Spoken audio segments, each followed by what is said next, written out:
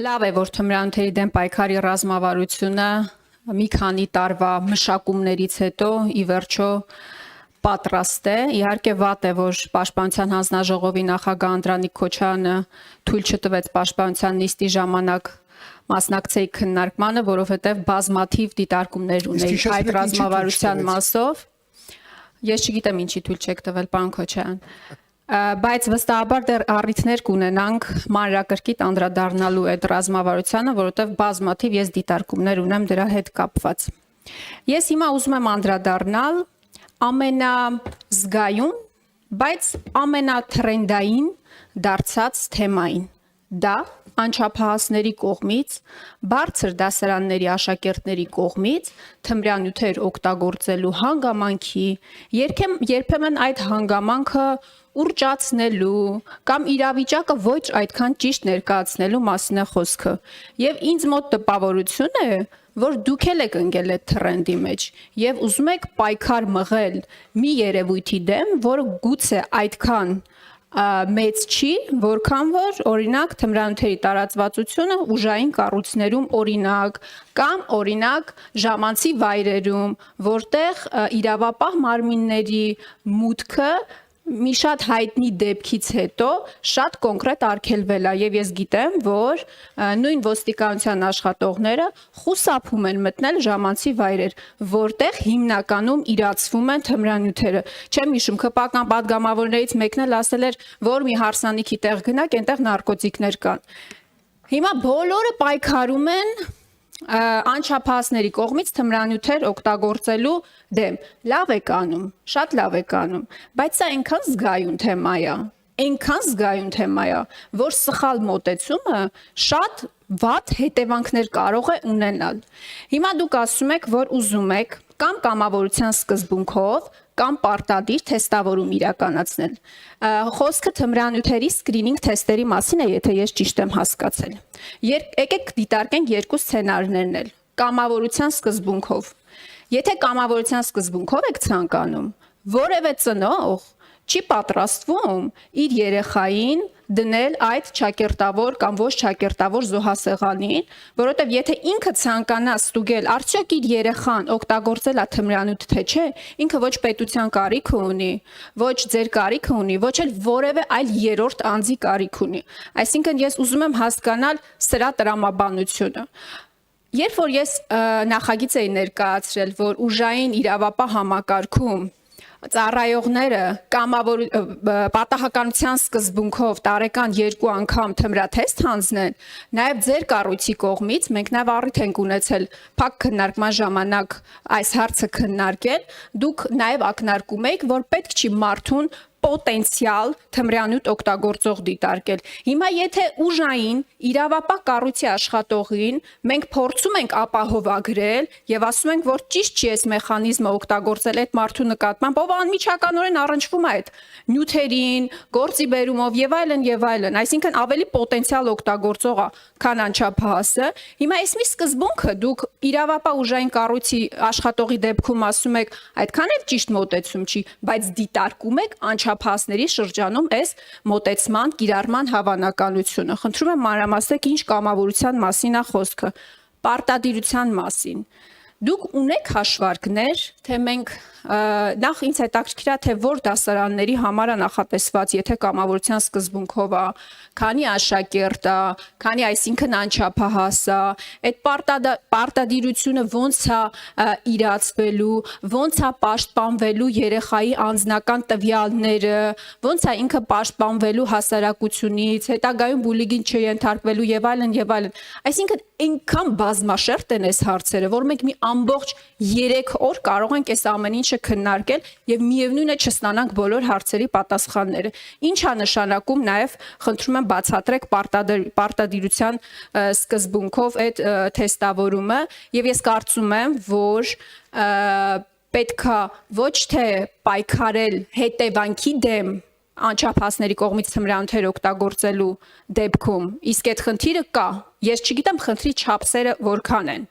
բայց որ այդ խնդիրը կա, այո, այդ խնդիրը կա։ Ոչ թե պետքա պայքարել պատճառների դեմ, այլ պետքա կանխարգելիչ աշխատանքներ իրականացնել։ Եթե մեծահասակների շրջանում կանխարգելիչ աշխատանքները գուցե այդքան արդյունավետ չլինեն, ապա վստահաբար այդ սեգմենտի համար շատ ավելի արդյունավետ կարող են լինել եւ ես կարծում եմ, որ դուք կարող եք շեշտադրումը դրա վերադնել եւ ոչ թե թեստավորման։ Շնորհակալություն Տիկին Խամոյան, ես կարծում եմ, որ այն գիսատ մնացած փակ քննարկումը կարող է ինչ-որ պահ գտնենք եւ մենք շարունակենք դա, որտեղ հարցերի մի զգալի մասը ոնց որ թե կիսատ մնացած խնդրի շարունակականությանն էր վերաբերվում եւ այդտեղ Տիկին Խամոյան կարող ենք եւ ձեռնարկել այդպիսի միջոցառում, շարունակություն։ Խնդրեմ։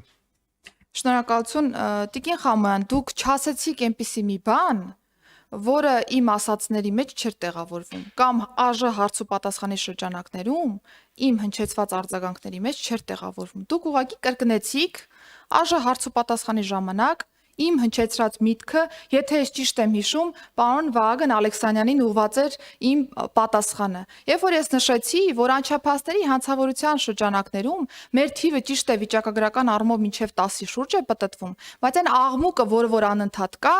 մեզ լրիվ ուրիշ խոսակցության տեղ է տանում եւ ուռճացված են ավելի շատ անչափահասների շրջանում թմրամիջոցների օգտագործման դեպքերի մասով մեր խոսույթները, հա, այսպես ասեմ, քան թե իրական պատկերը կա։ Միևնույն ժամանակ ասել եմ, եթե նույնիսկ մի անչափահաս օգտագործում է թմրամիջոց, սա պետության համար ազդակ է։ Ես լրիվ համաձայն եմ ձեզ հետ, որ պետք է ավելի շատ կանխարգելիչ աշխատանքները մեր թիրախում լինեն եւ ռազմավարության տեքստը հենց այս տրամաբանությունն է նաեւ դնում, որ կանխարգելում, պայքար, անչափահասների հետ կապված օգտակար զբաղվածության ապահովում, ծնողների հետ աշխատանք, համայնքի հետ աշխատանք, արդեն իսկ օգտագործածին ճիշտ ցիկլով բուժման process-ի մեջ ներգրավում, սոցիալական վերականգնում եւ այսպես շարունակ։ Այսինքն այս ռազմավարությունը առաջին անգամ թեմային անդրադառնում է իր բոլոր ասպեկտներով, որ բոլոր հարցերի պատասխանները կարողանանք ունենալ։ Ինչ վերաբերում է ուժային կառույցների թմրամիջոցի օգտագործմանը, իմ փաստարկը եղել է այո, այն, որ մենք պոտենցիալ, եթե ասենք բոլորը տարեկան 2 անգամ հանձնում եք թեստավորում, այո, կարող է տպավորություն լինել, որ բոլորը ավտոմատ օգտագործում են թմրամիջոց ուժային կառույցների շրջանակներում։ Ես ասել եմ, եկեք տարին մի անգամ նախատեսենք եւ եթե կա ղեկավարի կասկածը, որ իր աշխատակիցը օգտագործում է թմրամիջոց, ապա նախարարի հանձնարարականով կարող է նորից ստուգում կազմակերպել։ Եվ եթե հիմա մենք սա համադրենք նաեւ մեր ատեստացիոն process-ի հետ, կնկատենք, որ բավական ակտիվ այս հետազոտություններն իրականացվում են եւ իմ ձեռքի տակ կա նաեւ թիվ, որ 2024 թվականի կտրվածքով միայն 17 ծառայող ազատվել է ծառայությունից հենց այս հիմքով եւ 2025 թվականի առաջին ամիսների կտրվածքով այս թիվը արդեն հասնում է 10-ի։ Ես առաջիկայում ազգային ժողով եմ բերելու ոստիկանության կարգապահական նոր կանոնագիրքը, որտեղ իմ հենց այս մատնանշած սկզբունքը կա։ Տարվա կտրվածքով մեկ անգամ պարտադիր եւ ցանկացած պահի, եթե ղեկավարը գտնում է, որ կա կասկած, որ իր աշխատակիցը օգտագործում է թմրամիջոց կամ, չգիտեմ, ստուգողական արդյունքում նմանատիպ բան է պարզվում։ Սրան գումարած, երբ որ մենք խոսում ենք այո ՊՊՑ-ի մասին, խոսում ենք քրեակատարողական ծառայության մասին, մնացյալի մասով, արդեն գալիս է պետության ողջամիտ արձագանքը առ այն, որ շատ լավ, տարին 2 անգամ, 3 անգամ, 5 անգամ, մի անգամ կապ չունի թվականակը։ Այդ խմբակազմով ռեսուրս մենք ունենք իրականացնելու, թե ոչ, փաստարկը եղել է ընթացիկ քննարկումների դա միայն եւ չգիտեմ հետո քննարկումները շարունակվել են թե ոչ, առնվազն ես հետագա քննարկումներին չեմ մասնակցել, բայց կարծում եմ պատեհ պահն է նաեւ շարունակելու այս քննարկումը, որովհետեւ ռազմավարությունը, որը վաղը կհաստատվի, բաց դաշտ է նախատեսում այս առումով եւ հստակ նախատեսում է, որ հատկապես հանրային ծառայության անցած անձինք պիտի որևէ խողովակով ստուգման ենթարկվեն։ Միասին կորոշենք, թե հաճախականությունը որպես այդպեսին որը կարող է լինել։ Միգուցե ուժային կառույցների դեպքում այլ լինի, սովորական այլ ծառայությունների դեպքում, հանրային ծառայությունների դեպքում այլ լինի եւ այսպես շարունակ։ Այսինքն չկա վերջնական ինչ որ միտեղ ֆիքսված,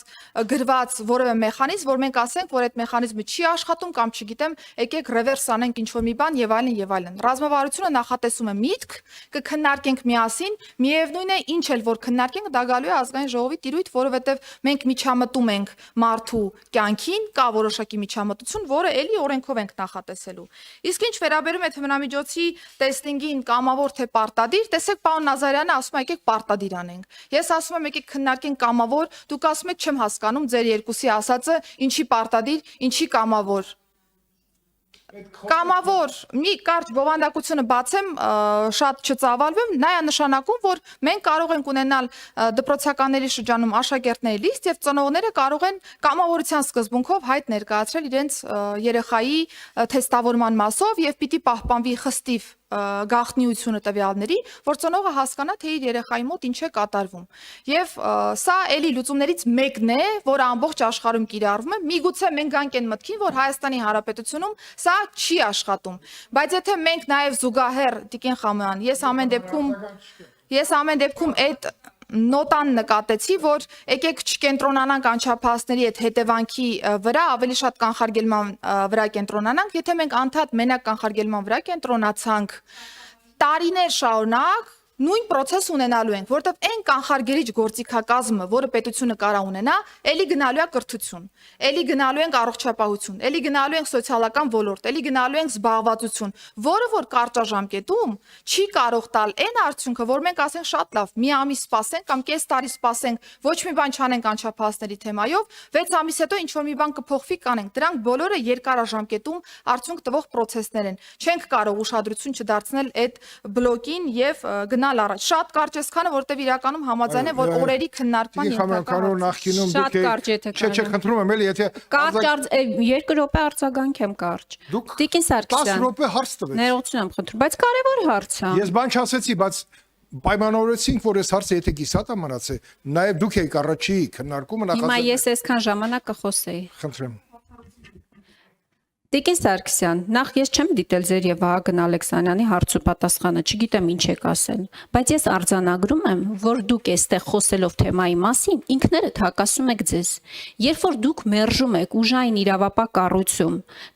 թմրաթեստի հանձնումը տարեկան պատականության սկզբունքով 2 անգամ, բայց էլի ոչինչ, լավ է, որ ձեր տարբերակն եք բերելու եւ